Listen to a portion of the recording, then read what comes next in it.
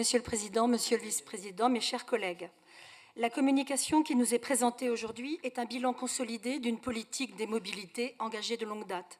Elle assume un choix politique, faire de la région l'acteur central des mobilités, notamment rurales, autour de 3 piliers, égalité territoriale, transition écologique et équité sociale. Il faut reconnaître que les résultats sont là, une fréquentation en hausse, des investissements sur le ferroviaire, un réseau Rémi structuré et désormais bien identifié. Les accords tarifaires avec l'Île-de-France constituent d'ailleurs une avancée politique réelle, rare à cette échelle. Mais derrière les chiffres et les orientations présentées, il y a une réalité très concrète, celle des habitants qui, chaque jour, organisent leurs déplacements avec plus ou moins de facilité. Sur ce point, un élément nous paraît essentiel, la question du dernier kilomètre. Nous avons construit une offre structurée à l'échelle régionale, c'est indéniable. Mais l'efficacité d'une politique de mobilité ne se mesure pas uniquement à la qualité des grandes liaisons. Elle se mesure à la capacité réelle pour chacun de rejoindre cette offre. Et c'est là que se situe aujourd'hui une fragilité. Dans de nombreux territoires, l'accès aux gares, aux pôles d'échange ou même aux services de mobilité reste complexe. Le transport à la demande, l'autopartage ou les solutions alternatives existent, mais leur appropriation reste inégale, parfois faute de lisibilité, parfois faute d'adaptation aux besoins locaux. Autrement dit, nous avons des outils, mais leur articulation concrète avec le quotidien des habitants doit encore progresser. Il se pose ensuite la question de l'évaluation.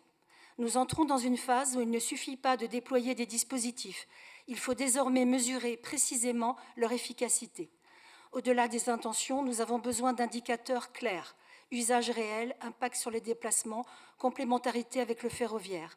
C'est à cette condition que nous pourrons ajuster, améliorer et surtout éviter de maintenir des dispositifs qui ne répondraient pas pleinement aux attentes.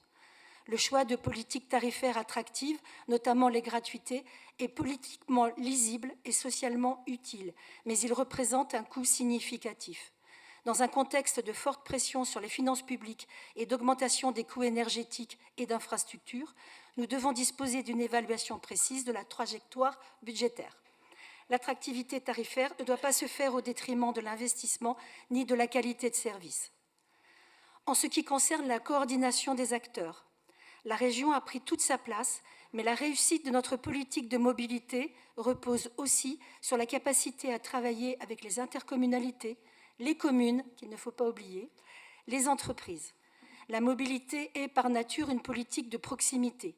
Elle nécessite une écoute permanente et une capacité d'adaptation au plus près des bassins de vie.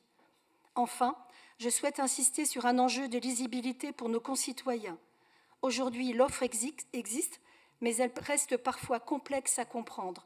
Simplifier l'accès à l'information, rendre les parcours plus intuitifs, mieux accompagner les usagers, ce sont des leviers concrets pour améliorer immédiatement l'efficacité perçue de notre action.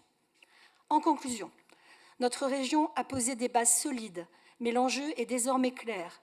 Une politique de transport réussie n'est pas celle qui affiche les investissements les plus importants, mais celle qui garantit concrètement à chaque habitant, y compris dans les territoires les plus éloignés, la possibilité de se déplacer de manière fiable et accessible.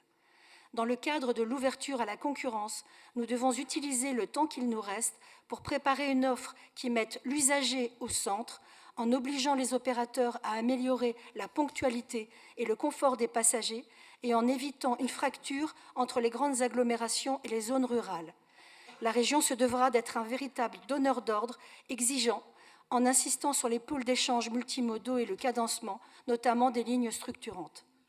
C'est à cette condition que notre politique de mobilité prendra tout son sens, en étant également décloisonnée, car on ne peut parler de transport sans parler d'économie, accès au travail et tourisme, de santé, accès aux soins, et de patrimoine, accès à la culture. Je vous remercie.